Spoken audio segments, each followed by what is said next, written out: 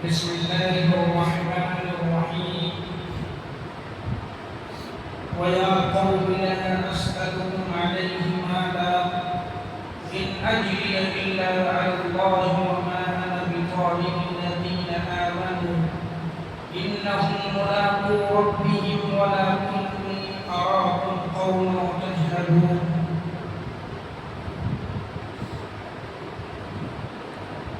اللہ تبارک و تعالیٰ اس آیت میں بیان فرماتا ہے کہ حضرت نوح علیہ السلام نے اپنی قوم سے کہا کہ اے میری قوم کے لوگوں لا اسألکم علیہ مالا، میں تجھ سے اس کام پر کوئی مال طلب نہیں کرتا، یعنی جو میں دین کا دعوت دے رہا ہوں کہیں تمہارے دل و دماغ میں یہ شبہ پیدا نہ ہو جائے، یہ شک پیدا نہ ہو جائے اس کے عوض میں حضرت نوح علیہ السلام مالدار بننا چاہتے ہیں، اس عوض میں یہ پیسے کمانا چاہتے ہیں، تو یاد رکھو میری قوم کے لوگوں میں اس پر تم سے کوئی مال طلب نہیں کرتا.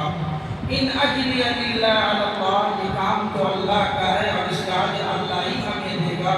وما انا بطارد الذین آمنوا، اور اے میری قوم کے لوگوں میں اپنے پاس سے ایمان والے کو نہیں نکال سکتا. کیا مطلب؟ ایسا لگ رہا ہے کہ نوح علیہ السلام کی قوم کے جو سردار تھے انہوں نے نوح علیہ السلام سے کہا کہ اے نوح، ہم آپ کی دعوت کو قبول کریں گے، آپ کے اوپر ایمان لائیں گے جب آپ اپنے پاس سے ان غریبوں کو دور کر دیں گے، ان محتاجوں کو اپنے پاس سے دور کریں گے تو ہم آپ کے اوپر ایمان لائیں گے. تب حضرت نوح علیہ السلام جواب میں کیا ہے؟ وَمَا أَنَا بِطَارِدِ الَّذِينَ آمَنُوا، میں ایمان والوں کو اپنے پاس سے نہیں نکال سکتا.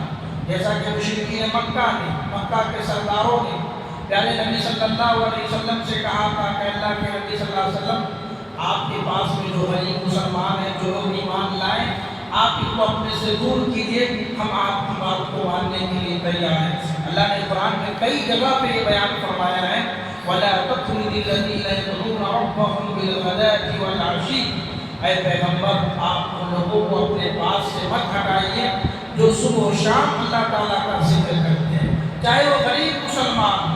تو مکہ کے جو رئیس تھے، مکہ کے جو سردار تھے، انہوں نے بھی پیارے نبی کو پیشکش کی اور کہا کہ غریب مزدوروں کو پیارے نبی صلی اللہ علیہ وسلم اگر دور کر دیں تو ہم آپ کی مجلس میں تشریف لائیں گے. تو اللہ تعالیٰ نے نبی کو روکا ہے کہ آپ غریبوں کو اپنے ساتھ رکھیے کیونکہ وہ ایمان والا ہے.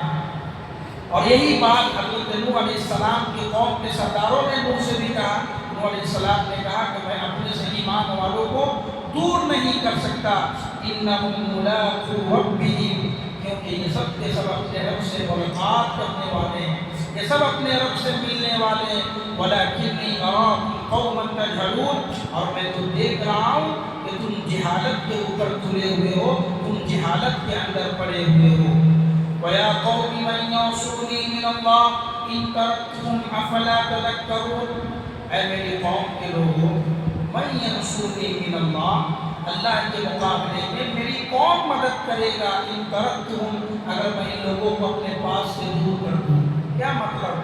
مطلب یہ ہے کہ اگر میں ان غریب مسلمانوں کو اپنے پاس سے دور کر دوں گا تو اللہ کا جو عذاب آئے گا، اللہ جو ناراض ہوگا، اللہ کے مقابلے میں کون میری مدد کرے گا؟ یہ کام میں نہیں کر سکتا کیونکہ اللہ کا حکم ہے کہ غریبوں کو بھی اپنے پاس رکھو. خود پیارے نبی سے ایک مرتبہ چوک ہو گئی تھی. پیارے نبی صلی اللہ علیہ وسلم مکہ کے رئیسوں کے پاس بیٹھے ہوئے تھے، مکہ کے سرداران مکہ بیٹھے ہوئے تھے. وہیں پر ایک نابینا صحابی عبداللہ ابن مکتوم رضی اللہ عنہ تشریف لائے، کوئی مسئلہ پوچھنا تھا. جب نبی صلی اللہ علیہ وسلم کے پاس میں عبداللہ ابن مکتوم آتے ہیں، پیارے نبی صلی اللہ علیہ وسلم کو یہ بات پسند نہ آئی کہ ایک نابینا صحابی، ایک عذر والا صحابی اور مکہ کے رئیسوں کے درمیان کیسے آ گئے. پیارے نبی صلی اللہ علیہ وسلم نے عبداللہ ابن مکتوم کو دیکھ کر کے منہ پھیر لیا. انہوں نے منہ پھیر لیا کہ اتنے بڑے لوگوں کے سامنے یہ کیسے آ گیا عبداللہ ابن مکتوم. اللہ تعالیٰ نے قرآن میں ایک سورت نازل کی، سورہ عبس وتولى ان جاءه العامى وما يدريك لعله يزكى. اللہ تعالیٰ نے بڑی ڈانٹ پلائی نبی صلی اللہ علیہ وسلم کو، کہا آپ منہ بناتے ہیں اس نابینا صحابی کو دیکھ کر کہ ان جاءه العامى، جب آپ کے پاس میں ایک نابینا ہے اس کو دیکھ کر آپ منہ بنا رہے ہیں، یاد رکھیے یہ ایمان والے ہیں جس کے چکر میں آپ پڑے ہوئے ہیں، مکہ کے رئیسوں کے چکر میں، یہ کبھی ایمان لانے والے نہیں ہیں۔ تو پیارے نبی صلی اللہ علیہ وسلم کو بھی اللہ نے ڈانٹ پلائی تھی، اور یہی کام قوم نوح نے بھی کیا اپنے نبی کے ساتھ، نوح علیہ السلام کے ساتھ۔ نوح علیہ السلام نے کہا میں یہ کام نہیں کر سکتا، افلا تذکرون، تم لوگ نصیحت کیوں نہیں حاصل کرتے؟ ولا اقول لكم عندي خزائن الله ولا اعلم الغيب ولا اقول اني ملك، اور نوح علیہ السلام نے اپنی قوم کے لوگوں سے کہا میری قوم کے لوگوں ولا اقول لكم عندي خزائن الله، اور میں تو تمہیں یہ بھی بات نہیں کہتا کہ اللہ کے بہت سارے خزانے میرے پاس میں، میں تو تمہیں یہ بھی نہیں کہتا کہ اللہ کے بہت سارے خزانے میرے پاس میں اس لیے تم میرے پاس میں آ جاؤ۔ ولا عالم الغیب، اے میری قوم کے لوگوں میں غیب بھی نہیں جانتا، غیب کا بھی علم مجھے نہیں ہے۔ ولا اقول انی ملک، اے میری قوم کے لوگوں میں تو یہ بھی نہیں کہتا کہ میرے پاس کوئی فرشتہ بھی موجود ہے۔ ولا اقول للذی تزدری اعینکم لن یؤتیہم اللہ خیرا، اے میری قوم کے لوگوں میں تو یہ بھی نہیں کہتا کہ للذین، ان لوگوں کے بارے میں تزدری اعینکم، جن کو تم اپنے بد نگاہوں سے دیکھ رہے ہو، میں یہ بھی نہیں کہتا کہ تم ان سے دوری اختیار کرو۔